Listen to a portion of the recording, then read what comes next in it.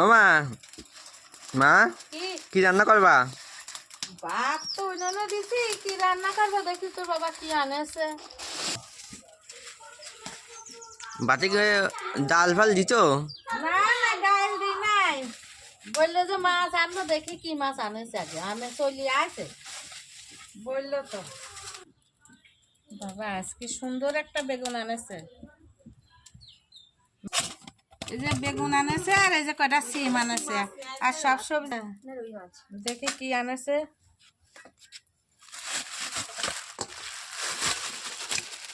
রুই মাছ, রুই মাছের ঝোল। আজকে রুই মাছের ঝোলই করব। তো মাছ কয়টা ধুয়ে নিয়ে আসে।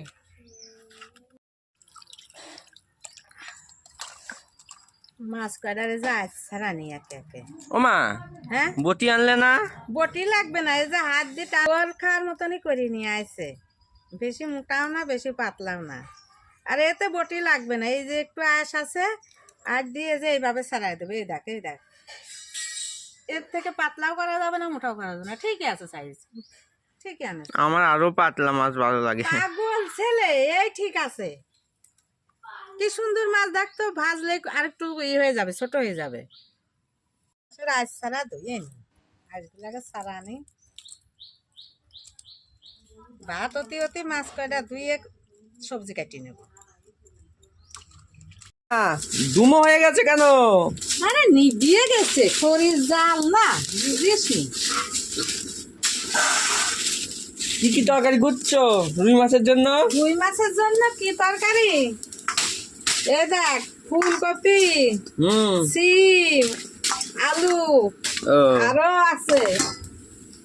এ দেখ তোর বাবা রুই মাছের জলে বেগুন নিয়ে আছে খাওয়ার জন্য। ও, আর কি দেবো আসলে এই কথাই নাকি? কেন? ও বড়ি ছিল না? হ্যাঁ হ্যাঁ বড়ি দেবো তো। কই? এই যে বড়ি দেবো। ও, এ বড়ি কেটা দিছে জানিস? কে?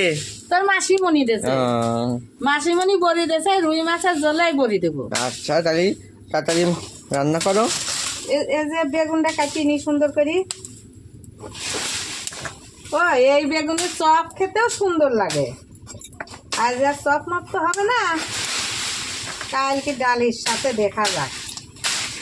এই যে রুই মাছের জলের বেগুন, এই যে রুই মাছের জলের বেগুন এইভাবে কাটেছে। ভাত হয়ে গেছে, ভাতটা ফুট দিদি দিদি লবণ, এখন হলুদ দিদি, তুমি মাখিয়ে নি হলুদ লবণ দিয়ে ছেড়ে দিই।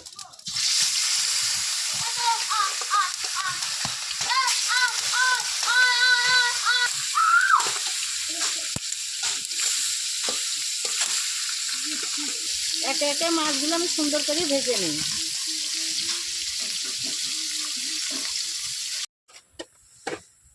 বন্ধুরা মাছ ভাজা হয়ে গেছে, এখন বড়িগুলো ভেজে নিই।